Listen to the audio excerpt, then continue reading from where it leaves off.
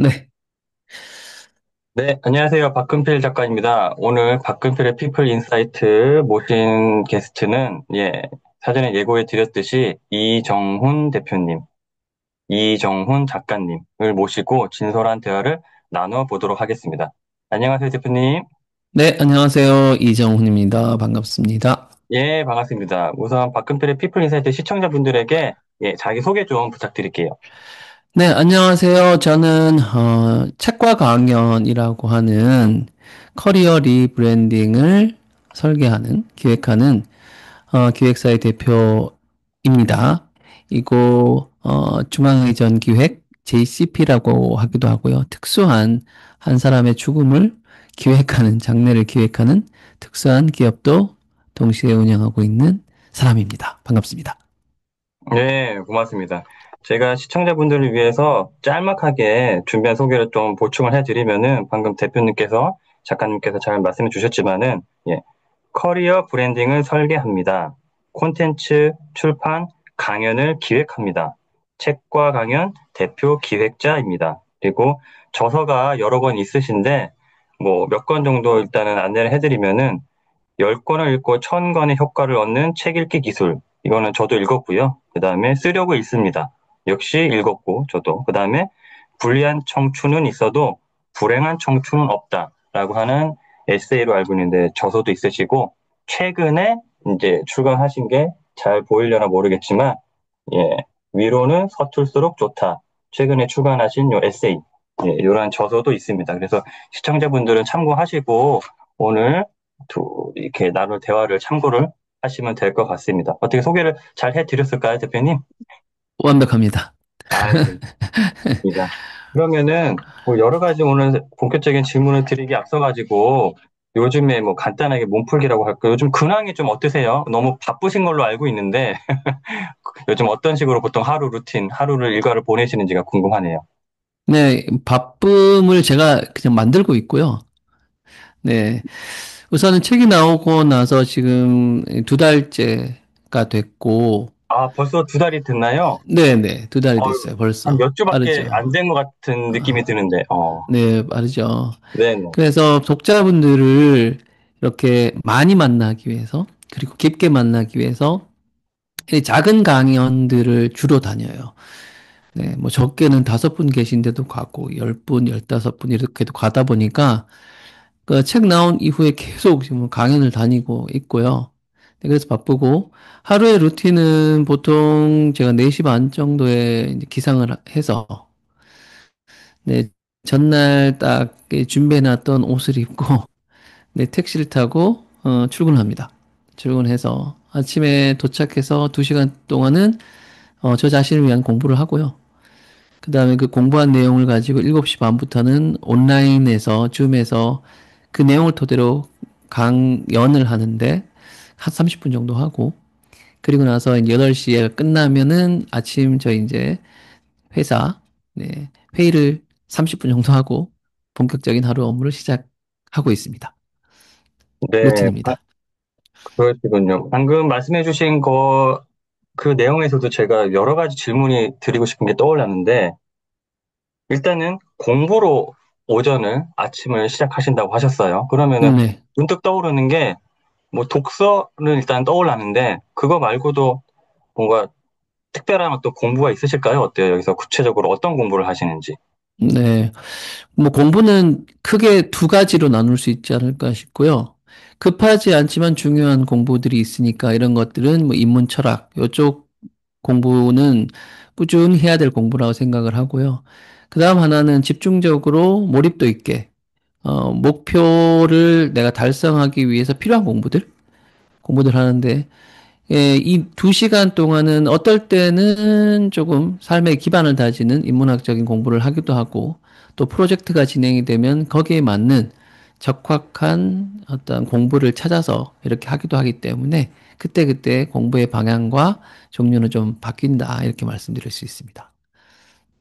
그리고 하면은 기본 공부 방법이랄까, 도구, 수단을 일단은 베이스는 책으로 일단 보면 될까요? 네, 기본적으로는 책이고요. 최근에는 요즘에 이제 챗 GPT가 이제 일상화되다 보니까 2022년 이제 시작됐잖아요. 그러다 보니까 지금은 그 친구하고 많은 대화를 하면서 자기 객관화할 수 있는 그런 여지가 많이 생겨가지고 네, 대화를 통해서 많이 공부를 학습을 하고 있는 중입니다. 패턴은 여러 가지로 좀 다변화했죠. 미디어도 바뀌고 하니까 수단도. 음, 인공지능도 지금 말씀해 주셨는데, 이따가 네네. 내용 중에 하나였는데, 말씀 나오신 김에, 인공지능을 좀 잘 활용하시는 편인가요? 어때요? 인공지능에 대해서는 저는 조금 소극적이었고 일견 부정적인 입장이었습니다. 이었는데 왜냐하면은 책과 강연이라고 하는 곳이 창작을 하는 곳이고 아무래도 글쓰기와 연관돼 있다 보니까 이것을 어떤 알고리즘 어떤 논리와 연결된 어떤 인공지능의 힘을 빌어서 한다는 것 자체가 되게 불편하기도 했거든요, 사실은. 네.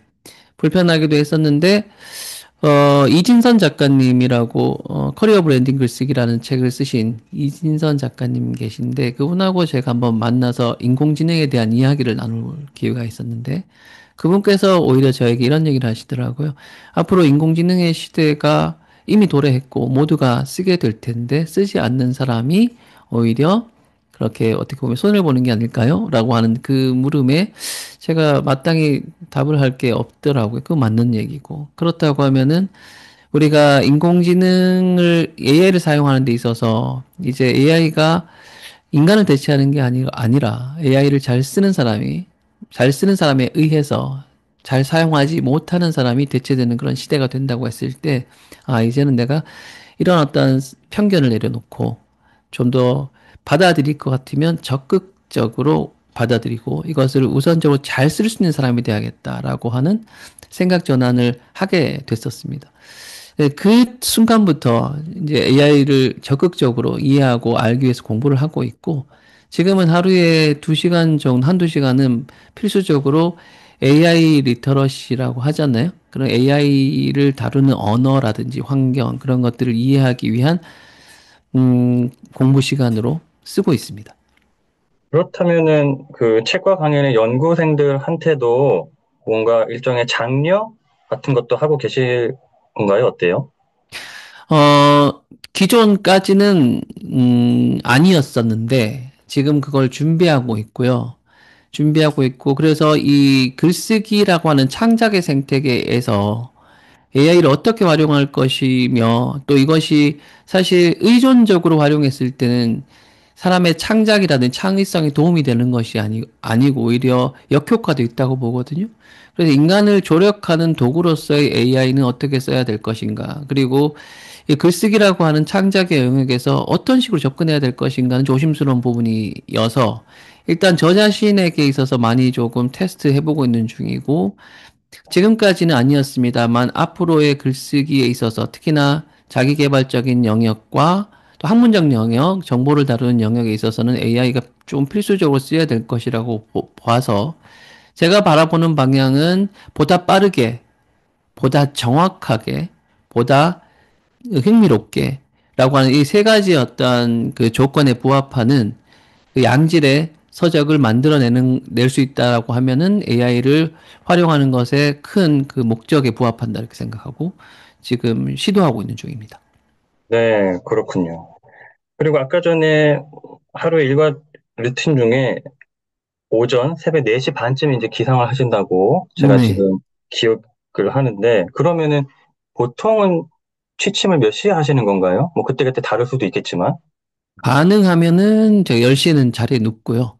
음, 네. 10시에 최소 보면 한 눕고. 6시간이나 조금 이상은 수면 시간을 확보하시려고, 그죠? 그런데 실제로 한 8시간 잡니다. 저는 반드시 낮잠을 자거든요. 아, 낮잠은 얼마 정도 주무시나요? 낮잠을 사람들이 보통 짧게 이렇게 얘기하는 저는 뭐 짧으면 30분, 길면 1시간도 자기 때문에. 음, 그게 아무래도 네. 좀 체력을 보충하는데 좀 효과를 보셨나요? 어때요? 상당히 도움이 되고요. 네. 저는 뭐라고 할까요? 최고의 영양제? 네, 영양제는 잠이라고 생각하고, 그 다음에 음, 이게 두뇌 활성화와, 그 다음에 이런 창의적인 창작에 너무너무 도움이 많이 된다고 생각을 하거든요. 그래서 그러면 거의 빠뜨리지 않고 매일 낮잠을 주무시는 편이시겠다, 그죠? 매일 잡니다. 그러면은 뭐 이렇게 정해져 있는 시간이 있나요? 낮잠도 아니면은 그거는 뭐 랜덤인가요? 어때요? 정해진 시간은 있고요. 보통 밥을 먹고 나면 이제 졸리잖아요. 졸려가지고 1시부터 한 2시 정도 요 사이에 음, 제가 잠을 자는 편이고, 보통 4시 반에 기상을 해서 1시 정도까지 있으면 이미 한 8시간 이상 깨 있는 상황이기 때문에 사실 그만큼 졸릴 시간이 된 거죠. 그 음, 집중력을 계속 유지하기 위해서 중간에 1시간 자줌으로 인해 가지고 밤 10시까지 또 생산적인 활동을 할 수 있으니까 꼭 잡니다. 그러네요. 알겠습니다. 또 하나 또 아까 말씀해서 이제 질문거리가 하나 생긴 게 그 대표님이 이끄시고 계시는 그 에이전시 그죠? 책과 강연 이 여기 단어에도 들어가 있지만은 책과 강의가 아니고 책과 강연이잖아요. 그래서 강의와 강연의 어떤 정의, 차이점이 궁금한데 뭐 우선 저부터 말씀드리면 이거는 제가 맞다 틀리다 이런 게 아니고 제 개인적인 의견인데 강연과 강의의 차이점은 뭐냐? 뭐 강의는 그냥 일반적인 정보나 지식 이런 거를 전달하는 거고 강연은 거기에 좀 플러스 알파 예를 들어서 뭐 깨달음이라든지 통찰 인사이트 개인적인 어떤 견해나 해서 이거를 좀 가미하면은 강연 저는 이런 식으로 나름 구분을 하고 있는데 이 제 어떤 제가 내리는 구분법이라든지 정의에 대한 대표님 작가님의 생각도 의견도 궁금하고 작가님께서 내리고 계신 강의와 강연의 차이점, 각각의 정의 어떻게 다른가? 이것도 이제 궁금해졌네요. 아, 네. 일단 강연은, 거의 비슷하다고 생각을 하고요. 일단 강의는 정보, 내 분야에 내가 확실히 경험과 지식을 쌓았던 정보라든지 경험을 전달할 때 강의를 하잖아요. 강의. 강연은 메신저라고 생각합니다. 메신저. 메시지를 전달하는 역할이고 그 내용을 함의할 수 있는 부분이기 때문에 강연의 주제는 무궁무진해질 수가 있는 거죠. 그리고 내가 직접 경험자가 아니더라고 하더라도 간접적 경험을 하더라도 거기에서 책을 읽고서 내가 깨달은 바가 있어도 강연은 가능한 것이고요. 네. 그래서 책과 강연이 왜 책과 강의가 아니라 강연이냐? 좋은 질문이신데요. 책을 가지고 우리가 보통 집필을 해 나가다 보면은 처음에는 자기 영역에서부터 출발할 수가 밖에 없습니다. 그래서 어떻게 보면 강의에 가까운 영역에서 출발을 하게 되겠지만 결국 자기의 이야기를 다 소진하고 나면 그 다음으로 내가 관심을 가져야 될 영역은 나란 세계 바깥 세계죠. 그렇죠. 그래서 적극적으로 알아가고 공부해 가는 과정에서 내가 간접적으로 알게 된 어떤 정보와 지식, 여기에 내 개인 경험을 더해져서 나 스스로가 도출해낼 수 있는 인사이트라고 하는 깨달음 같은 것들이 있으니까 이런 부분들은 강연의 영역에 속하는 거죠. 그래서 강의에 집중하게 되면 좁고 깊게 들어가는 영역이기 때문에 예를 들어서 뇌과학자라고 하면 뇌과학에 관련된 책을 계속 써낼 수는 있겠죠. 그죠. 하지만 강연에 해당한다고 하면은 예를 들어서 뭐 뇌과학자지만 인문도 쓸 수 있고 뇌과학 기본으로 철학을 쓸 수도 있고 그죠. 사회과학적으로도 시선을 넓혀볼 수도 있고 문학을 쓸 수도 있겠죠. 그죠. 네. 그래서 강연의 폭이 훨씬 더 넓고 또 강연의 폭이 넓혀 나가기 위해서 내가 배워야 될 세계가 넓다는 걸 전제하기 때문에 이 책이라는 것과 강연이라는 부분을 이렇게 엮어놨었고요. 그래서 우리가 개인이지만 보통 이제 책 쓰기를 한다. 네, 책을 쓰고 싶다라고 했을 때 보통 보면은 이제 한 권을 쓰고 나면은 두 번째, 세 번째 나갈 때 더 쓰기 쉬워질 것이라고 하는 생각을 하기 쉽지만 실제로는 그 반대잖아요. 쓰고 나면 다음에 이제 못 써야 되지? 이 다음부터 뭐냐면 내가 가보지 않았던 세계이기 때문에 이 다음부터는 공부와 필연적으로 함께 배움과 필연적으로 함께 갈 수밖에 없는 영역. 네. 그렇기 때문에 저는 책과 강의가 아니라 강연이라고 해서 이렇게 만들어 놨었습니다. 그러면은 아까 전에 예시를 들어주신 게 예를 들어 뇌과학자다. 그러면은 자신의 분야를 좁고 깊게 파서 강의를 할 수 있지만 그 안에서도 역시 뇌과학자가 자신의 분야를 강연으로서 다루고 거기 내에서도 메시지를 담고 할 수도 있지 않을까요? 어때요? 마찬가지입니다. 일단 교수법적인 부분인데요. 그 부분에 있어서 이 부분을 강의로도 할 수 있지만 강연으로 할 수 있다는 것은 이미 강연을 하겠다는 건 뭐냐면은 대중성이거든요. 음, 강의를 할 때는 그 분야의 전공 분야의 사람들이 공유할 수 있고 소통할 수 있는 지식 체계와 언어 체계, 언어 수준이 있잖아요. 예를 들어서 의사 선생님들께서 또 작가님도 지금 작가님 직업군에 있는 분과의 소통을 할 때 그 언어를 일반 대중은 이해를 못할 수 있잖아요. 그죠? 마찬가지로. 그래서 강연이 되는 순간에 이미 대중의 수준으로 우리가 그 눈높이를 맞춰야 되고 대중이 보편적으로 공감할 수 있는 내용이기 때문에 보편적 언어와 보편적 정서 그리고 보편적으로 우리가 함께 공감할 수 있는 깨달음의 요소들을 집어넣어야 되잖아요. 네. 그러다 보니까 조금 동일한 분야 안에서 서지만 강의도 가능하지만 강연도 동시에 가능해지는 음, 요소들이 있다. 그러면은 개념을 강의와 강연 요렇게 있는데 교집합이 생기는 요런 개념일까요? 아니면은 강연 안에 강의가 포함되는 이런 개념일까요? 어느 게 더 적절하다고 음, 보세요? 그건 좀 분리해서 생각해야 될 부분이 교집합이라고 하기보다는 대상이 일단 다르니까요. 대상이 다르니까. 그러니까 전문직에 종사하시는 분들을 대상으로 해서 같은 직군에 계신 분들에게 내가 하는 일에 대한 어떤 정보성을 주겠다라고 하면 그분들에게 대상으로만 하는 거니까. 그건 강의가 맞고 정교하고 정확한 이야기.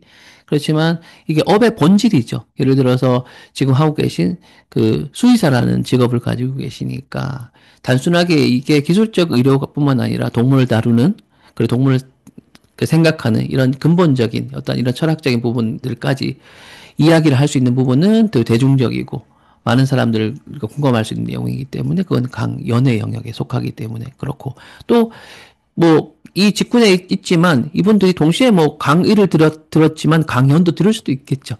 네. 이런 양쪽 양립할 수도 있는 부분이겠죠. 그죠?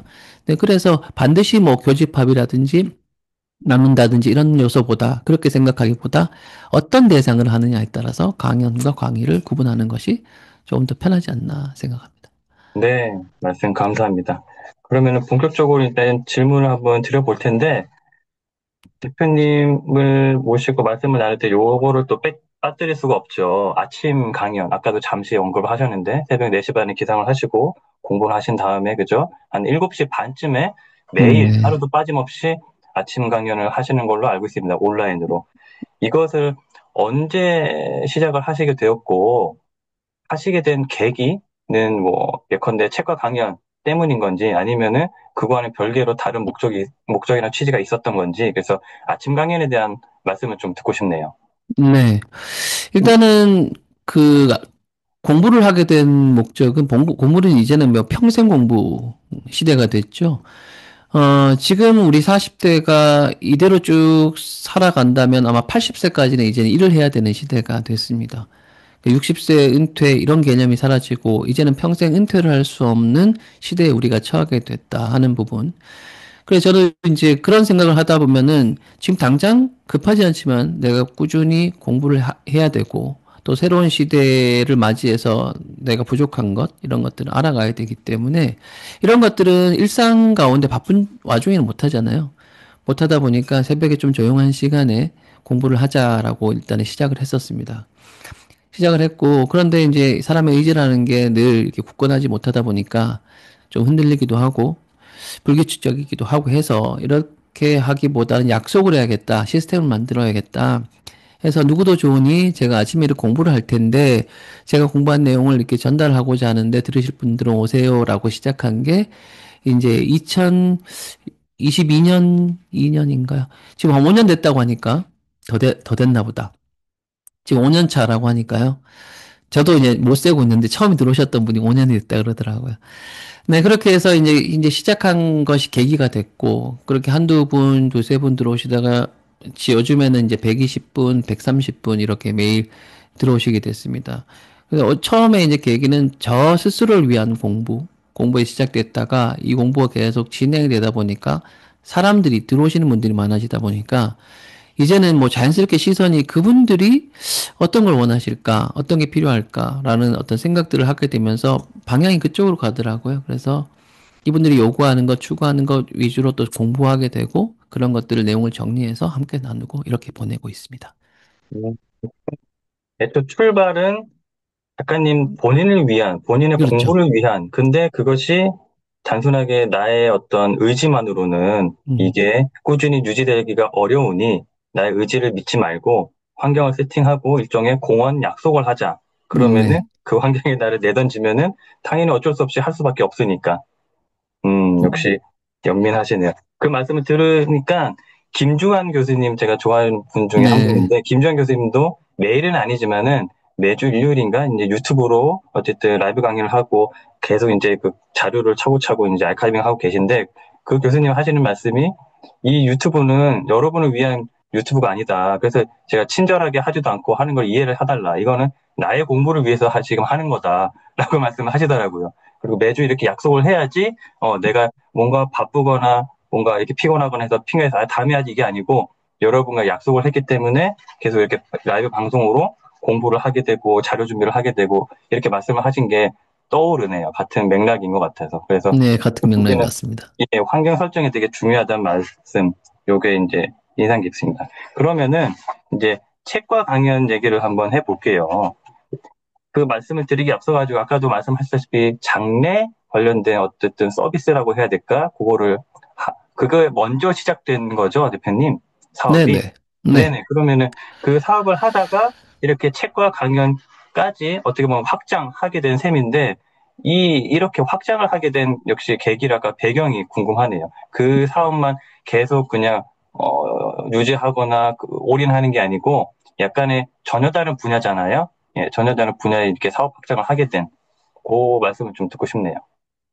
네, 일단은 제가 하는 일이 그 일반 여러분들이 생각하시는 장래 이런 개념하고 조금 다른 게 일단 그 규모 면에서 좀 틀리고 그리고 대상도 좀 다르죠. 그러니까 사회적으로 조금 오래 많이 알려지신 분들 특히나 그 대상이 특정 소위 말해서 대기업의 창업주나 오너분들에 한해서만 제가 이 일을 장래를 기획하고 있습니다.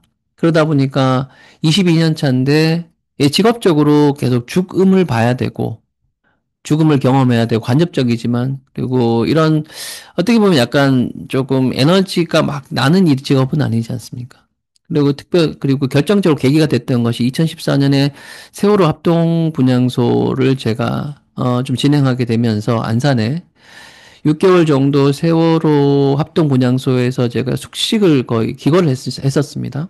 생활을 했는데 그 이후로 참 정신적인 데미지도 많이 좀 쌓였던 것 같고 마음도 힘들고 그래서 좀 생산적이고 밝은 일을 좀 일을 해가면서 동시에 할 수 있는 게 없을까를 생각을 하다가 독서 모임을 그냥 꾸리게 됐는데 이 독서 모임을 1년 정도 유지를 쭉 해가면서 알게 된 분들 가운데 제가 이런 기획 쪽 일을 하다 보니까 개개인들의 어떤 삶의 문제들을 좀 보게 됐는데 그 가운데 있어서 되게 경험도 있고 또 지식도 체계적으로 잘 갖춰진 분인데 이것을 예를 들어서 책을 통해서 이런 것들을 좀 알리면 좋겠는데라는 생각이 들어서 조언을 건넨 적이 있는데 그런 것들이 계기가 돼서 역으로 그렇다고 하면은 책을 집필하는 데 있어서 해본 적이 없으니 좀 도움을 주십시오라고 요청을 받았습니다. 근데 이 요청을 받은 것이 계기가 돼서 제가 해본 적은 없어서 망설이다가 어차피 전 이런 생각을 가지고 있거든요. 모든 어떤 프로의 경지 있는 사람들은 아마추어에서부터 시작하고 그런 아마추어들은 어, 지식과 경험이 없는 그런, 그런 단계가 누구나 있는 것이잖아요. 누구에게나 처음이 있는 것이잖아요. 그래서 나도 경험은 없지만 그러면 이 사람을 만들어내야 된다는 어떤 목표가 생기게 되면은 공부를 필연적으로 또 해야 되기 때문에 한번 해보자라는 생각이 들어서 그분들의 책을 만들어보는, 기획해보는 과정에서 그때부터 출판 시장에 대한 공부를 시작하게 됐습니다. 네, 그렇게 해서 첫 번째, 저에게 책을 의뢰하셨던 분들에 대한 책을 기획하는 그 과정과 결과를 통해서 이게 계속 진행하게 됐고, 하다 보니까 현재 9년차 책과 강연이 이렇게 자연스럽게 성장하게 된 것 같습니다. 네, 그러면은 이 장례 서비스가 어쨌든 더 먼저 사업을 하시게 된 거니까 되게 일반인들이 생각하기에는 어쨌든 좀 생소하거나 평범한 어쨌든 사업이랄까 이런 분야는 아니잖아요. 그러면 그 분야를 최초에 결정하게 된 계기는 뭐였을까요? 그때가 제가 28살이었는데, 일본에서 막 돌아왔을 때였습니다. 일본에서 제가 유학을 했었고, 그 다음에 직장 생활도 했었고, 했는데 직장 생활을 하다가 좀 문제가 있었습니다. 문제가 좀 있었고, 개인적인 제 문제는 아니고, 저희 동료의 좀 안타까운 어떤 죽음이 있어서, 그 문제를 제가, 좀 많이 힘들어서 회사를 그만두게 되고, 한국으로 돌아오게 되는 일이었습니다. 돌아왔더니 28이라는 나이가 와보니, 일본에서는 직업으로서 회사 경력을 인정받기에는 너무나 부족한 경력이고, 신입사원으로 취직을 하자니 또 그거 하더라고요.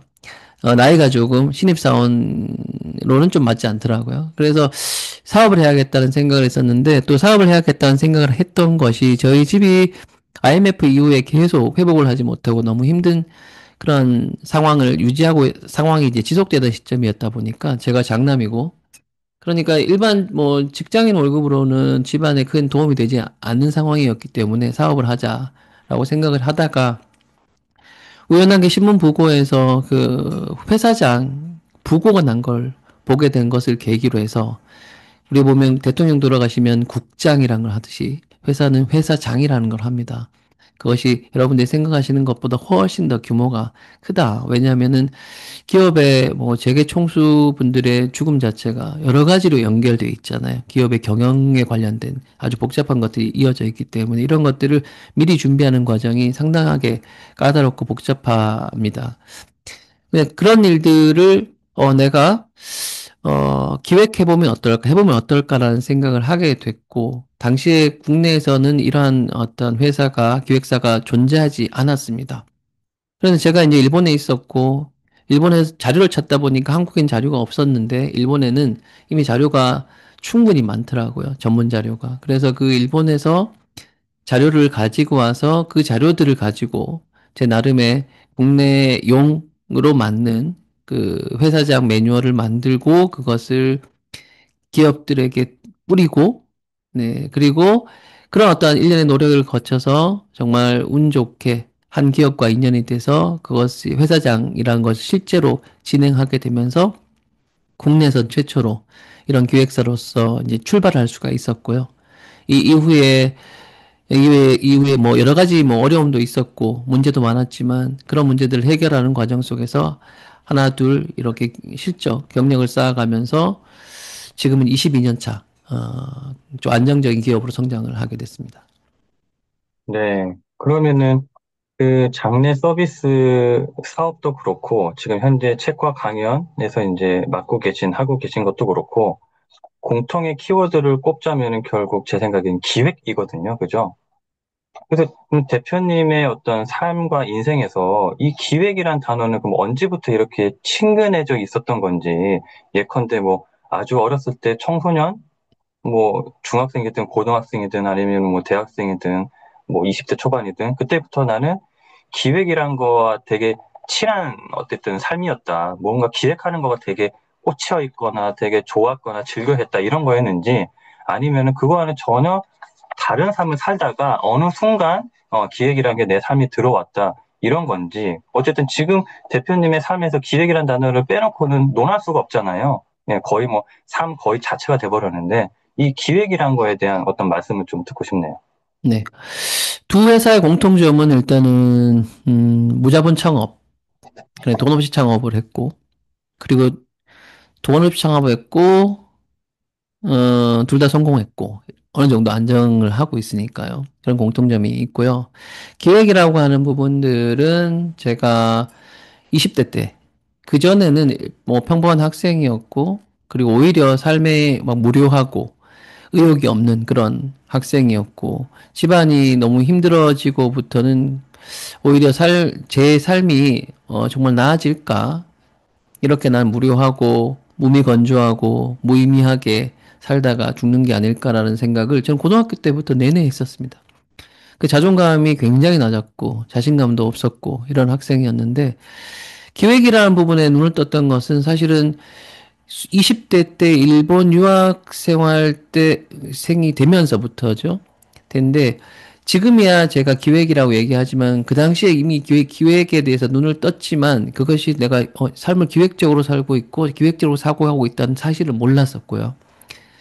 뭐였냐면은 우선은 제게 크게 다가왔던 부분이 변화를 줬던 것이 이제 결핍의 부분입니다. 유학을 갔을 때 제가 넉넉하게 갔던 것이 아니기 때문에 굉장히 많이 좀 힘들었었는데 육체적으로 많이 굶고 네 많이 이렇게 생활적으로 굉장히 궁핍했던 시간을 많이 보냈거든요. 그럴 때 있어서 이제 지금이야 건강을 생각해서 한 두세 끼 굶는데 어릴 때는 20대 때는 우리가 밥을 많이 먹잖아요. 그때 한 세네 끼 굶으면 사람이 정말 눈 돌아간다 그러잖아요. 근데 그런 경험을 하게 되면서 어떤 문제와 벽에 부딪혔던 것 같아요. 그게 이제 삶에 있어서 최초로 뭐냐면 구체적인 문제. 아, 배고프다라는 문제. 네. 우리가 어떤 그 지금 방황이라는 거 할 때, 방황이란 걸 할 때 길을 못 찾는 이유는 그 방황이 실체가 없이 구체적이지 않아서 그렇잖아요. 문제가 구체적이면 방향도 만들어지기 마련인데 제가 그때 20대 때 이전에는 내가 뭐하고 살아야 될지 몸이 건조하고 무의미한 사람이었다가 일단 딱 뭐냐면 배가 고파서 못 살겠다. 그럼 사람이 일을 하게 되잖아요. 일을 해야 되겠다. 일을 하려고 하니까 아무것도 안 돼. 언어를 배워야겠다. 이렇게 삶의 어떤 구체성이 드러나면서 내가 지금 내 눈앞에서 당면에 해결해야 될 것들이 숙제들이 보이기 시작하더라고요. 아, 그 문제가 확실히 드러나는 구체적이면 동시에 뭐냐면 이 문제를 풀어야 될 숙제도 생기는 거죠. 할 일들이 생기는 거죠. 그 할 일들을 해 나가면서 문제가 풀릴 때 삶에는 뭐냐면 변화의 조짐과 결과를 보게 되면서 자신감이라는 걸 얻게 되는 것 같아요. 그러면서 저 자신도 조금씩 할 수 없는 인간에서 할 수 있는 인간으로 변모해 갔던 이런 부분들이 있었거든요. 그 나중에 보면 이런 것들이 쌓여가지고 삶에 도전적이고 어떤 문제가 닥쳤을 때 이 문제를 회피하기보다는 적극적으로 풀어내려고 하고 그러니까 언젠가부터는 이제는 문제가 오기를 기다리는 게 아니라 스스로 문제를 만들어내더라고요. 문제를 만들어내서 이걸 문제를 푸는 단계까지 가다 보니까 나중에 우리가 학교를 다녀보면 기획과라고는 없잖아요. 전략과도 없고 학부에. 그 나중에 제가 이 문제 푸는 방식을 보니까 이걸 사람들이 기획이라고 하더라고요. 문제를 만들고 찾아내고 정의하고 이것을 풀어내는 일련의 과정, 사고 과정을 기획적 사고라고 하더라고요. 아, 내가 기획을 하고 있었구나. 이런 것들을 제가 일본 유학 시절에 많이 경험적으로 익숙해졌고, 그리고 나서 그러한 어떤 습성, 사고의 어떤 체계를 그대로 가지고 와서 한국에 와서도 적용을 하게 된 거죠. 기획적 사고로 적용했을 때. 예를 들어서 회사장 부고를 봤는데 저는 친구가 그때 그런 얘기를 했거든요. 내가 이런 일을 해볼까? 회사장이란 걸 기획하는 기획사를 해볼까? 라고 했을 때 친구가 뭐라고 했냐면 내가 너 참 순진해서 그런 것 같은데 네가 절대로 이 일을 했을 때 성공할 수 없는 이유를 말해줄게. 라고 해서 5가지, 6가지 열거를 해줬어요. 너 경험 없지? 너 돈 없지? 네, 쭉 열거를 해줬어요. 들어보면은 전부 다 맞는 말이고 이것을 부정할 수 없는 이야기잖아요. 근데 결론적으로는 어떻게 됐냐면 제가 22년 차 그 회사를 너무 잘 운영하고 있잖아요. 그죠? 그 대한민국에서 여전히 유일하고 독보적인 어떤 커리어를 쌓아가고 있는데 거기에 대해서 얼핏 이 친구가 제시한 어떤 그런 조건들을 보면 내가 당연히 이 회사를 시작하면은 망할 수밖에 없는 이유처럼 보이지만 그 조건들 하나하나를 문제로 보고 그러면 이걸 내가 대안을 찾고 어떻게 해결할 수 있지? 라고 하는 의문을 갖고 이것을 문제로 받아들이고 해결할 수 있는 방안을 찾아갔던 그 여정의 결과가 오늘이기 때문에 결과로서 이야기하자면 풀리지 않는 문제는 저는 없다고 생각합니다. 그래서 그런 부분들을 문제 정의를 잘하고 그 다음에 문제를 풀어나가기 위한 어떤 단계적인 해법을 고민하고 이렇게 찾아가는 이 전체 과정이 기획이기 때문에 그 시작은 일본에서 또 시작됐고 그다음에 기획을 할 때 문제풀이 과정에서 제가 꼭 이제, 저 스스로에게 질문하는 게 두 가지가 있는데, 문제 정의를 하게 되면 내가 문제를 풀 수 있으면 문제 정의를 할 필요가 별로 없을 것 같아요. 스스로 잘 풀 수 있으면. 그 문제가 아니죠. 풀 수 없기 때문에 문제이기 때문에 풀 수 없는 그 상황이 때 두 가지를 질문을 던집니다. 이 문제를 누가 풀 수 있는가? 내가 아니라. 또 이 문제를 어떤 책이 풀어줄 수 있는가? 근데 책과 사람입니다. 결국은 이 문제를 풀 수 있는 책과 사람을 찾아서 그 사람들을 탐구를 함으로 인해 가지고 또 새로운 어떤 해법의 길을 발견하고 그렇게 해서 제가 그 경험을 이미 해버리게 되면은 이 문제는 제가 다음에 나왔을 때는 풀 수 있는 문제가 되는 거잖아요. 그죠? 그러니까 그만큼 뭐랄까요. 그런 식으로 단계적으로 경험을 쌓으면서 제가 문제 해결력이 자연스럽게 데이터가 많이 쌓이다 보니까 해결력이 좀 높아진 게 아닌가 하는 생각을 합니다. 네네. 그러면은 기획력이라고 하면은 결국에는 문제 해결력이라고 봐도 될까요? 네, 문제 해결력 플러스 그 문제 정의력이겠죠. 문제 정의력. 네. 문제를 먼저 정의를 해야 해결이 되는 거니까. 사람들이 음, 어떤 보면은 해결을 하고 싶어 하는데 그 해결하고 싶어 하는 문제, 예를 들어 인생에 어떤 문제를 해결하고 싶어 하는데 그 문제 정의가 안 되기 때문에 해결이 안 되는 부분들이 너무 많은 것 같거든요. 네. 정확하게 자기 객관을 하고 문제를 이제 음. 정의하는 그런 능력이 필요한 것 같습니다. 일종의 그러면 의료적으로 비유를 하자면 원인, 진단이 정확해야 된다. 그렇죠. 출발은. 그래야지 맞습니다. 정확한 진단 아래에 거기에 걸맞는 정확한 처치나 치료가 구방이 가능해지는 되니까. 거죠. 네네. 음, 그렇군요. 그러면은 아까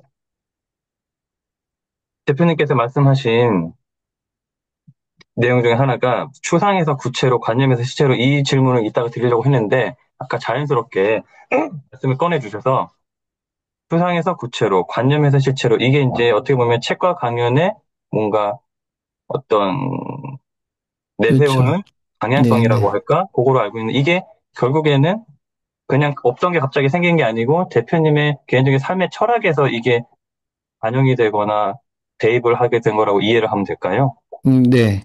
그렇습니다. 저는 이 추상적인 상태로는 해결이 안 되잖아요. 항상 구체화하는 다음 단계가 필요하고 또 관념적인 것에 머물지 않고 결국은 실체로 우리가 증명해내야 되는 거거든요.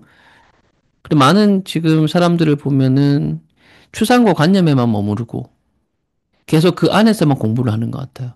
그래서 제가 늘 드린 말씀이 아웃풋이 있어야 돼요. 아웃풋. 이런 말씀드리고 인생을 프로젝트화 하세요. 시작과 끝이 있어야 되고 결과가 나와야 되고 그 결과를 가지고 당신의 그 과정을 평가할 수 있어야 돼요. 라고 이야기를 하거든요. 그래서 저는 이 지금 저희들이 추상에서 구체로 관념에서 실체로라고 하는 이 문장은 상당히 중요하게 생각을 하고 있습니다. 그러면 이거를 말 그대로 실천하기 위해서 그러면 가장 필요한 게 뭘까요? 아까 말씀하신 뭐 아웃풋이실까요? 아니면 또 다른 무엇일까요? 어때요? 이거를 정말로 이제 실현화하기 위해서는. 자기 객관화가 제일 중요하지 않을까 싶고 그 다음에 많은 분들이 보면은 소위 말하면은 요즘엔 되게 자극적이잖아요. 그 릴스도 그렇고 보면은 짧은 쇼츠라고 하나요? 네. 짧은 영상, 도파민이 팍 터지는 그런 영상 좋아하시고 또 빠른 성과 좋아하고 그 저도 비즈니스를 오래 해봤지만 요즘에는 물론 돈을 버는 방식이 다양해지긴 했지만 제가 하나 신념처럼 믿고 있는 것은 우리가 긴 역사를 보면은 결국은 내가 단단한 성장을 하기 위해서는 그만큼 임계점을 가기까지 절대적인 그 노력은 필요하다고 생각하거든요. 그 시간은. 네. 그래서 일단은 느리게 조금 자기를 바라볼 수 있는 태도가 되게 중요한 것 같아요. 자꾸 휩쓸리면 내가 나를 보지 못하고 주변을 자꾸 보다 보니까 자기 객관화가 안 되니까 자기 문제를 잘 못 보는 거죠. 네. 내 문제를 정확하게 아까 말씀하셨던 것처럼 내가 내 문제를 정확하게 진단이 돼야 다음이 있는데 자꾸 내 몸을 보지 않고 남의 몸을 본다는 거죠. 네. 남의 몸을 보고 남의 반응을 살핀다는 거죠. 그걸 가지고 그들이 또 그 문제를 풀어가는 방식을 또 그냥 가져와서 나에게 대입해서 해보고 목표 없이 목적 의식 없이 그렇게 하다 보니까 계속 공회전을 한다는 느낌이 드는 거죠.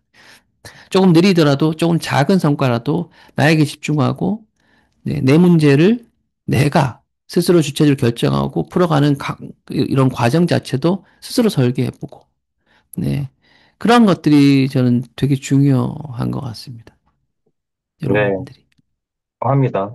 시선이 거의 24시간 우리는 시선이 외부로 향해 있잖아요. 근데 네, 내부로 내 자신을 향해서 좀 갖게 하는 시간을 좀 더 늘려야 될 필요가 있다고 생각을 해요. 그죠?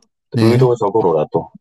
그리고 방금 대표님께 말씀하신 단어 중에 설계라는 또 단어가 나왔는데, 이제 대표님이 본인을 어떤 설명하는 단어라고 할까? 수식어? 이런 것 중에 하나가 브랜드 아키텍트가 있잖아요. 네, 이거를 이제 나 이정우는 이런 단어로 용어로 이제 정의를 한 또 이유랄까? 의미를 또 듣고 싶네요. 네. 그 브랜드를 일단은 우리 구조화하고 설계를 하려고 하면은 제가 디자인을 좀 공부를 했기 때문에 기반이 일단은 중요하고요. 우리 건축물을 보면은 어떤 분들은 건축사나 설계사들 보면은 이 우리가 건물만 보잖아요. 근데 건물보다 더 중요한 것은 그 건물을 받치고 있는 기반이거든요. 네. 그래서 구조를 설계하거나 할 때는 일단 이 사람의 토대, 단단한 삶의 토대를 제대로 이해해야 되고, 네. 그 위에 이제 이 사람의 장단점을 뽑아 올려가지고 이것을 추상에서 구체로 관념에서 실체로 보이게 드러나는 것으로 실체가 있는 것으로 이제 형상화하는 작업을 해가는 거잖아요. 이게 이제 어떻게 보면 책이 되고 강연이 되는 부분인 것이겠죠. 네, 그래서 이제 브랜드 아키텍트라는 말을 쓰면서 일단 브랜드를 만들기 위해서 사람들이 주목하는 게 이런 브랜드된 상품이라고 생각하지만 이런 것들을 구조를 짜기 위해서는 그 사람의 삶의 전반을 이해할 시각이 필요하다라는 관점에서 저는 그렇게 썼고, 네. 이 용어 자체, 단어 자체의 개념을 그대로 들면은 완성되어 있는 구조, 완성해가는 구조를 이제 사람들이 생각할 수 있는데 저는 그것만큼 그 하부에 보이지 않는 구조까지 아우러서 저는 이러한 개념을 만들어서 쓰고 있죠. 네. 그러면 또 이 개념과 뭐 떼야 뗄 수도 없을 것 같은데 결국에는 또 하시는 일 중에서 브랜딩을 하고 계시는 거잖아요. 예. 어떤 타자의 브랜딩을 도와주시고 그러면은 작가님께서 생각하신 이 브랜딩 또는 뭐 퍼스널 브랜딩 이것에 대해서 정의라고 해야 될까? 이것은 어떻게 생각을 하고 계시나요? 이것은 퍼스널 브랜딩은 예를 들어 나는 이렇게 생각한다. 이거를 가장 중요하게 본다. 뭐 이런 게 있을까요? 네. 일단은 퍼스널 브랜딩은 말 그대로 그 진행형이어서 이 생물이라고 생각하거든요. 그리고 한마디로 브랜딩을 해가는 주체는 자기를 본인의 상품이라고 생각을 해야 되거든요. 그 내가 교환 가치가 있는 존재로 스스로를 인식하고 발전시켜 나가야 될 것 같아요. 교환 가치. 뭘 팔 건데라는 부분들이 있잖아요. 그래서 그리고 그 내가 팔고 싶은 것들을 사주세요라고 이제 얘기를 하는 것은 브랜딩이 된 상태가 아니겠죠. 네. 내가 팔고 싶은 것이 굳이 사달라고 하지 않아도 시장에서 이미 그 사야 될 이유를 갖고 있는 것들을 내가 준비를 해 놓는 상태인 것 같아요. 그래서 내가 파는 게 아니라 시장에서 무엇을 원하는지, 무엇을 요구하고 있는지, 그 가운데서 이들의 다양한 요구 가운데 이 요구에 부합하는 것을 내가 가지고 있는지를 인식하는 시선은 이걸 우리가 제가 자기 객관화라고 생각하는 부분이거든요. 네. 이게 1대1 매칭이 될 때 판매는 그렇게 어렵지 않게 일어난다. 그런데 대부분의 보면은 개인 어떤 퍼스널 브랜딩뿐만 아니라 창업하시는 분들도 많은 우를 범하는 게 예를 들어서 실제로 제품 개발 다 해놓고 그다음에 유통을 생각하신다든지. 근데 이런 경우들이 정말 너무 많아요. 네, 그리고 내가 하고 싶은 걸 다 만들어 놓고 이렇게 유통하면 사줄 거야, 팔릴 거야라고 생각을 하시는 거죠. 순서를 전혀 반대로 해야 되는데. 그래서 브랜딩이라고 하는 것은 일차적으로 나를 낮추고 나를 객관화해서 내가 잘난 사람이 아니야, 내게 정말 좋은 게 아니야라고 하는 생각을 먼저 하셔야 되는. 그냥 좋고 나쁜 거가 아니라 나는 이런 거를 가지고 있어라고 해서 내 재능을 열거하는 부분, 열거를 해놓고 그 다음에 이 계속 세계를 바라보면서 이 다양한 요구 중에서 이 요구 중에서 내가 가진 것과 정말 밀착되게 매칭이 될 수 있는 것은 무엇인지. 그 다음 뭐냐면은, 브랜딩이 중요한 것은 뭐냐면, 허락을 받는 거라고 생각합니다. 내가 요구를 하는 게 아니라 허락을 받는 거. 그러니까 고객들이 이것에 대해 필요를 인지하는데 나뿐만 아니라 다른 사람들도 나와 유사한 컨텐츠는 가지고 있을 수 있잖아요. 네, 가지고 있을 수 있는데 여기에서 그 중에서 내 거를 유독 이분들이 결정을 해주시고 구매를 해주시는 것은 이분이 이 시장에서 다른 것과 차별화된 이런 가치가 있기 때문에 사주시는 거잖아요. 그리고 허락을 받는 거거든요.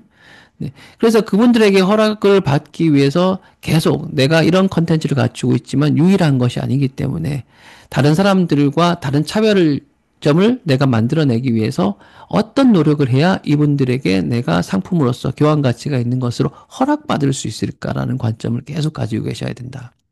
예를 들어서 제가 책을 이번에 냈잖아요. 책을 냈는데 제가 책과 강연의 리더이기는 하지만 사실 밖을 조금만 나가면 유명한 사람도 아니고 알려진 사람도 아닌 거죠. 책과 강연 안에서만 제가 이름이 알려져 있으니까. 그래서 저는 저 자신의 어떤 포지셔닝을 정체성을 어떻게 포지셔닝 했냐면 무명의 작가로 포지셔닝을 한 거죠. 그러면 내부적으로 보면 대표님이 무슨 무명인가요? 라고 하지만 멀리서 보면 전 여전히 무명인 게 맞고 그러면 무명으로 제가 저 자신을 객관화하고 포지셔닝 하게 되면 저는 뭐가 하기 쉬워지냐면 무명이기 때문에 누구에게나 갈 수 있는 입장이 될 수 있는 거잖아요. 그죠? 그래서 독자분들에게 허락을 받기 위해서 물론 이런 컨텐츠가 에세이류가 저만 아니고 여러 사람들이 많이 계속 쏟아지게 쓰잖아요. 비슷한 컨텐츠라고 하면은 일단 제가 허락을 받기 위해서 어떻게 해야 될까? 많은 분들이 책을 내놓고 독자가 읽어주기를 기다리는 동안에 이분들의 허락을 받기 위해서 내가 다니자. 그 무명 작가이기 때문에 5명, 10명도 다닐 수 있는 거기 때문에 다니자.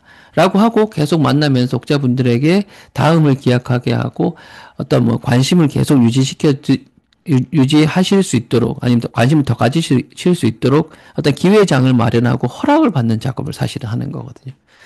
그 덕분에 강연 지금 사실 책 2달 됐지만 물리적으로 다닐 수 있는 게 한계가 있기 때문에 생각보다 많이 다지는 못했지만 그것이 지금 책 판매에 결정적인 역할을 하고 있습니다. 놀랍게도.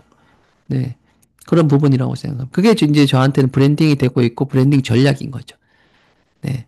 무명 작가 전략입니다. 네.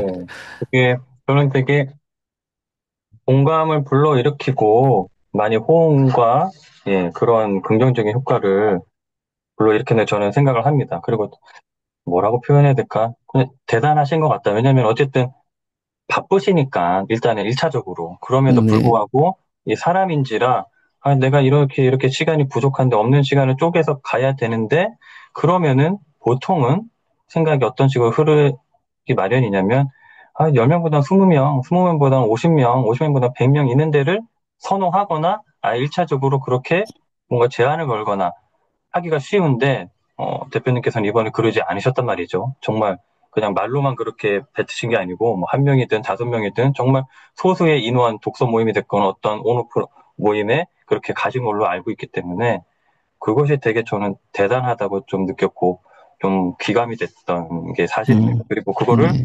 이제 대중 또는 이제 독자들이 그 부분을 오롯이 이제 잘 좀 긍정적으로 받아들여 주시지 않았나 싶어요. 네. 네. 저도 그렇게 일종의 생각합니다. 노림수 신의 한 수였지 않았나 싶습니다. 네네. 네. 그러면은 대표님이 현재 본인의 브랜딩은 잘 되고 있는 편이라고 생각하세요? 또는 아직도 자기 자신의 브랜딩은 현재 진행형인 건가요? 아니면 거의 완성형인가요? 어떻게 생각하세요? 이제 시작이 아닌가 싶고요. 제가 이제 밖에 이번 너무 나가보길 잘했다고 생각하는 게, 나가보니까 무명의 어떤 작가 전략을 가지고 나갔지만, 아, 정말 무명이 맞다라는 생각을 정말 많이 했고요.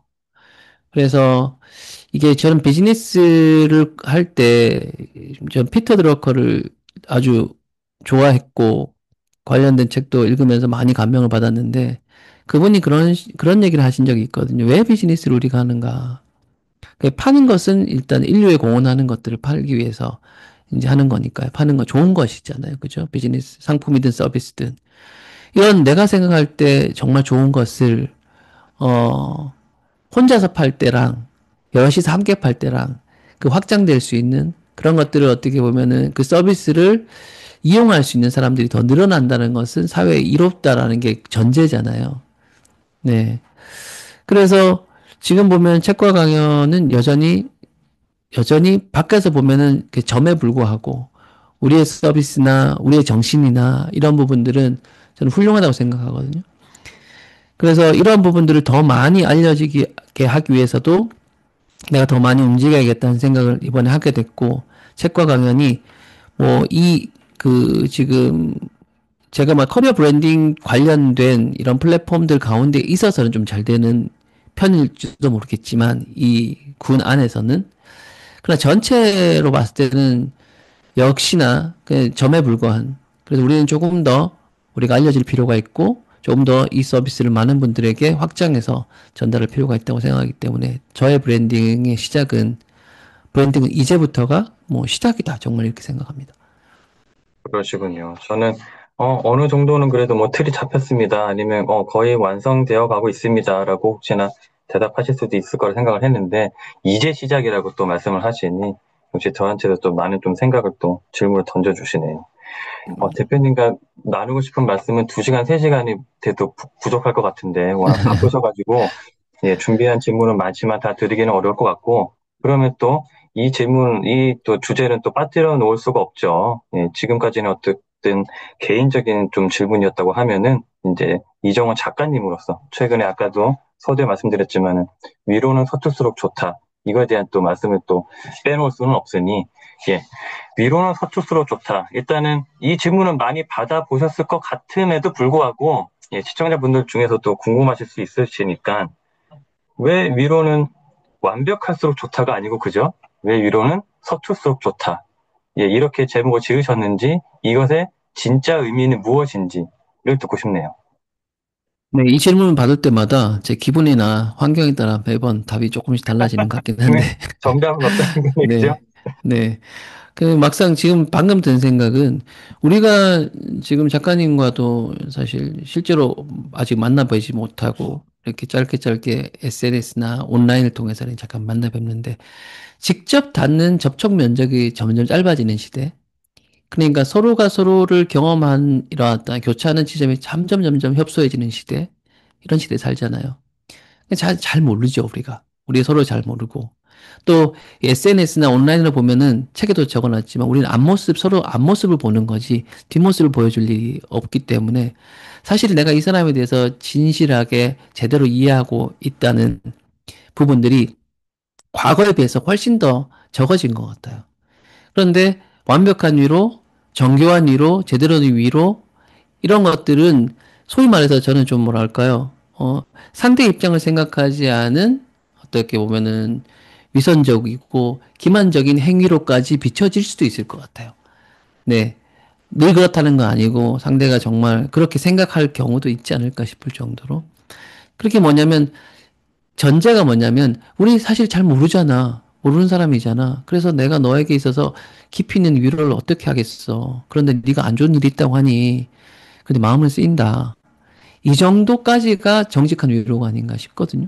저는 제가 입장이 반대가 돼도 제가 잘 모르는데 이 사람에 대해서 잘 모르는데 또 친구라고 하지만 예를 들어서 한 5년, 10년 연락이 끊겨 있어서 그동안 내가 어떻게 살았는지 모르는데 과거에 고등학교 동창이라는 이유로 만났는데 내가 어떤 문제를 고민하고 있을 때 너무나 그때 그 시절을 생각하면서 저에게 너무나 아는 듯이 이해하는 듯이 그걸 가볍게 그렇게 뭔가 대했을 때는 오히려 기분이 안 좋을 것 같거든요. 상처가 될 것 같기도 하고. 그럴 때는 오히려, 야, 우리가 떨어져 있던 시간이 벌써 10년이구나.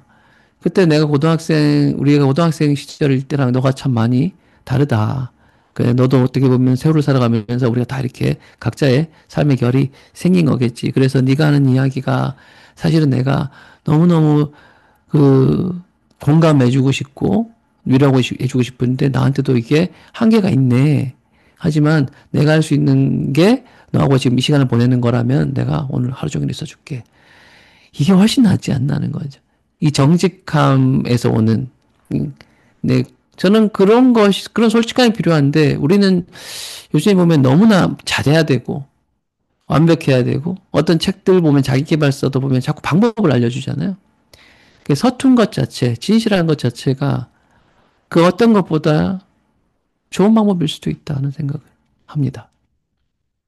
그 말씀인 즉, 완벽하려고 노력하는 과정에서 뭔가 어그러지거나 오히려 핀트가 엇나갈 수도 있으니 차라리 그러한 리스크를 테이킹하는 것보다는 서툴어도 차라리 그게 더 낫다. 그냥 그렇죠. 섣부른 또는 음, 어설픈 어, 그런 식으로 뭔가 시도를 하다가 오히려 낭패를 볼 음, 수도 있으니 음, 차라리 어떻게 보면은 뭐 침묵까지도 포함되겠죠, 그죠? 예. 그렇죠. 어설픈 조언, 말, 액션 이런 것 말고 그냥 음, 차라리 침묵이 낫다. 이러한 뉘앙스가 될 수도 있겠다, 그죠? 네. 제가 사람들하고, 친구들도 그렇고, 사람들하고 있으면 거의 저는 말을 하는 쪽보다 듣는 쪽이거든요. 왜 듣냐면, 일단 잘 몰라요. 모르는데, 저하고 대화를 하신 분 중에 7시간을 대화한 사람이 있어요. 앉아서. 7시간을 대화를 했는데, 그 사람이 대화를 하고 나서 뭐라 하냐면, 너무나 대화가 즐거웠다 그래요. 근데 저는 들은 것밖에 없거든요. 그래서 제가 뭘 잘 하냐면, 아, 나 이 사람 모르겠어. 근데 이 사람이 자꾸 얘기를 하잖아요. 그럼 집중해서 들으면서 내가 뭐 다 모르는 내용이니까 이걸 잘해요. 아, 그랬어요. 아, 그런 거예요. 이렇게 얘기를 하는 거.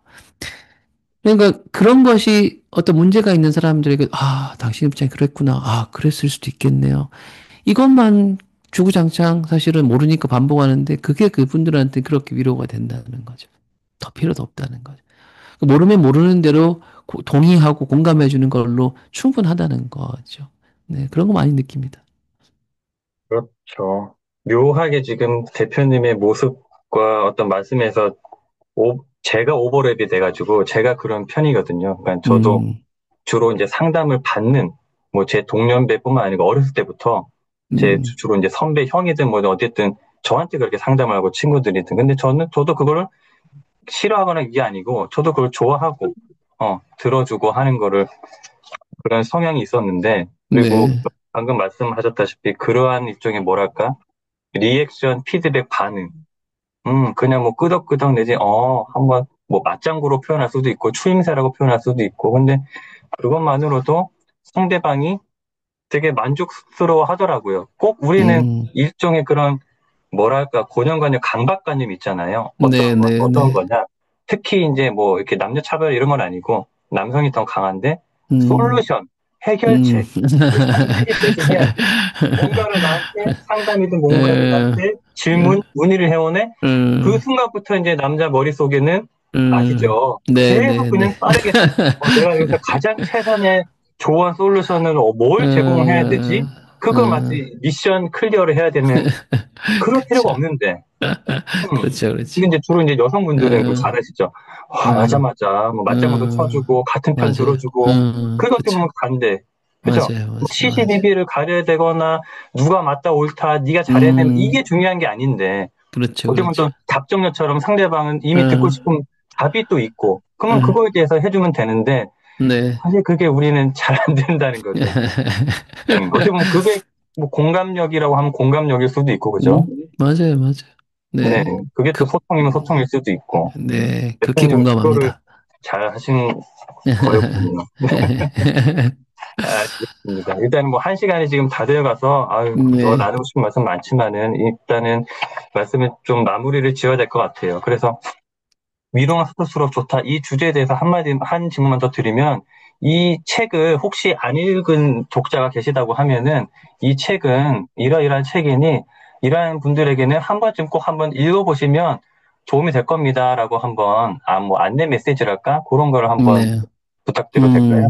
음, 네, 이 책은, 사물에 비유하자면, 냄비 받침 같은 책인데요. 우리 냄비밭 식탁에 올리는 냄비 받침 있잖아요. 그게 막 어디든지 막 굴러다니잖아요. 집 어딘가, 그죠, 여기저기 굴러다니고. 그런데 그것처럼 이 책은 우리 일상에서 여기저기 굴러다니는 이야기들입니다. 일단은 여기저기 굴러다니는 이야기인데, 냄비 받침이 없으면은 냄비를 놓지는 못하잖아요. 그죠? 우리가 어떻게 보면 일상적인 일이라고 하지만 사실은 그 일상적인 이야기들이 우리 삶의 어떤 지점에서는 늘 핵심이었던 것 같아요. 그래서 핵심적인 부분을 짚었고 그것들을 여러분들께서도 이 책이 냄비 받침처럼 저에게 냄비 받침인 것처럼 여러분들에게도 사실은 되게 겹치는 이야기들이 많아요. 그래서 제가 느꼈던 공감을 여러분들께서 함께 느낄 수 있는 공감 요소가 많고 또 생각해 볼 거리가 좀 많을 겁니다. 그리고 제가 이 책이 저를 위로하기 위해서 썼던 책인 만큼 아마 여러분들에게도 많은 위로를 전해줄 수 있지 않을까 생각합니다. 네, 뭐, 저도 그렇고, 여담이긴 하지만, 저희 독서 모임에서도 그렇고, 이 책을 공통지도로 지정을 해서 읽었는데, 많은 분들이 그렇게 이제 표현을 해주셨어요. 예, 많은 위로가 됐다. 오랜만에 참 좋은 책을 읽었다. 그래서 저도 제가 소개시켜드린 책을 읽고서 그렇게 또 좋았다고 하시니까 저도 되게 네, 좋았는데, 많은 분들이 좀 이 책을 읽고 위로와 위안, 내지 희망과 용기를 좀 얻었으면 좋겠습니다. 그리고 말씀드리면서 제가 좀 웃음이 지어졌던 게 뭐냐면, 이것도 여담이지만, 치과 강연에 두 대표님이 계신데, 이정원 대표님, 그 다음에 김태환 대표님. 근데 김태환 대표님이 가끔 이런 예시를 들어주시잖아요. 자기 예전 이제 일화를 꺼내시면서 네, 자신의 책을 추가를 했는데, 친구한테 선물을 해줬는데, 그게 냄비 받침, 라면 받침이 되어 네, 어, 그래서 그거를 약간 우스갯소리로 하셔가지고 볼멘소리를 하셨는데 네, 네, 오히려 네, 이종원 작가님은 라면 받침, 냄비 받침이 되었으면 좋겠다. 네. 이러한 상반되는 의견을 말씀해 주셔서 순간 좀 미소가 지어졌습니다. 일단은 재밌죠? 예. 보면 이제 공식 질문이죠. 박근혜 네, 피플에서 이제 공식 질문 세 가지만 드리도록 할게요. 예, 네, 빠르게 진행할 텐데 첫 번째는 항상 이제 모든 인터뷰에게 드리는 질문입니다. 행복이란 어떻게 정의를 내리시는지, 작가님에게 행복이란 무엇인지. 네. 행복은 슬픔의 뚜껑이라는 생각이 들어요. 이건 되게 뭔가 생경하네요. 예. 네. 저는 행복은 상태이고 행복은 현재만 있다고 생각하거든요. 그래, 우리의 과거의 아픔, 슬픔, 상처들이 있잖아요. 이런 것들이 시간이 지나도 잘 낫지를 않잖아요.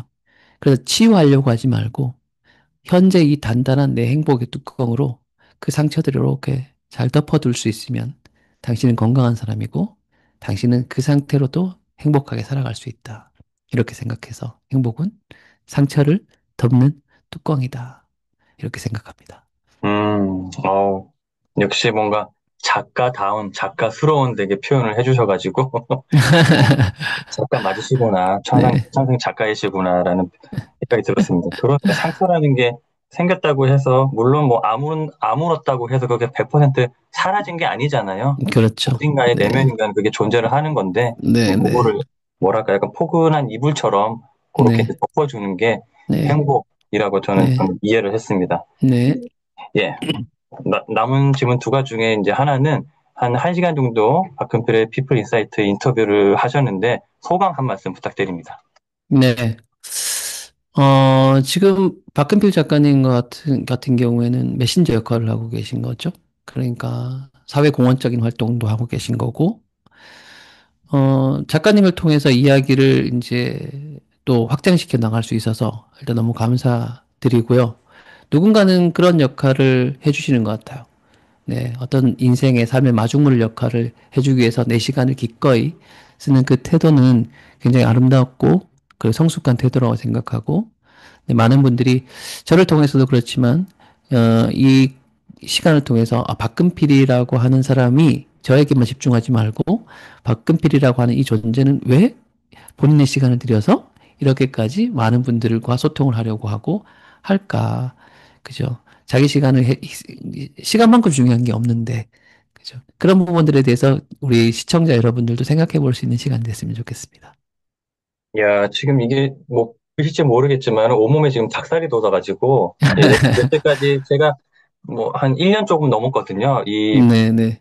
인터뷰를 진행한 지가 그래서 총 한 네네. 50분 정도가 이제 음, 오셨었는데 여태까지 이렇게 말미에 저를 챙겨주시는 예, 뭔가 음. 이 스포트라이트를 저한테 이제 돌려주시는 분은 처음이어가지고 아, 되게 어쨌든 뭔가 감동을 받았습니다. 어쨌든 당연한 고맙습니다. 일입니다. 당연한 일이고 대단한 일을 하시는 겁니다. 아유, 아닙니다. 역시 뭔가 이렇게 넓으신 분이다. 그릇이 예, 시야도 넓고 그거를 다시 한번 느끼면서 마지막 질문을 드리겠습니다. 예, 네, 박근필의 피플 인사이트 시청자분들과 그다음에 뭐 치과 강연이든 여러 군데에서 음, 작가님, 대표님을 응원하시는 모든 분들에게 네, 마지막으로 전하실 메시지 한 말씀 부탁드립니다. 네. 우리가 이제 그 사르트르가 얘기했나요? 피투성이라고 해서 우리가 던져진 존재, 던져진 존재들이라서 책의 마지막에 태어났으니 부디니 꿋꿋하기를이라고 해서 문장을 마무리했습니다. 여러분들의 삶이 때때로 맑음일 겁니다. 흐린 날이 훨씬 많고 가끔 이렇게 서광이 비칠 때 너무 맑아, 너무 밝아 하고 아름다움을 이렇게 느낄 수 있는 것도 대다수의 시간이 그렇게 맑지만은 않은 날이기 때문일 겁니다. 그래서 인간의 몸으로 태어났기 때문에 경험에는 한계가 있기 때문에 우리는 책을 읽는 것 같습니다. 네, 여기 뭐 박힌bil 작가님도 이번에 좋은 책을 내셨고, 저도 책을 냈지만, 이런 책을 통해서 여러분들이 인생의 길이 막혔을 때, 이 길이 막혔으면 다른 길은 열려 있겠지라는 희망을 가지시고, 적극적으로 좋은 책들을 통해서 삶의 희망을 계속 건강하게 이어가셨으면 좋겠습니다. 감사합니다. 예, 역시 뭐 책을 좋아하시는 분이라서 예, 책으로 또 마지막에 또 메시지를 전해 주셨네요. 그래서 말씀하셨다시피 해주셨다시피 좀 매일 읽고 쓰는 삶을 사시면 어떨까 싶습니다. 그러면 그것보다 더 좋은 거는 찾기 힘들다고 자부를 하거든요. 한번 안 해보셨다면은 예, 조금씩이라도 매일 꾸준히 읽고 쓰는 삶을 사시기를 한번 당부드리면서 오늘 그러면 이것으로 박근필의 피플 인사이트 이정훈 작가님과의 인터뷰는 마치도록 하겠습니다. 감사합니다, 작가님. 너무 감사하고 너무 고생하셨어요. 고맙습니다. 아닙니다. 감사합니다. 네, 들어가겠습니다. 네.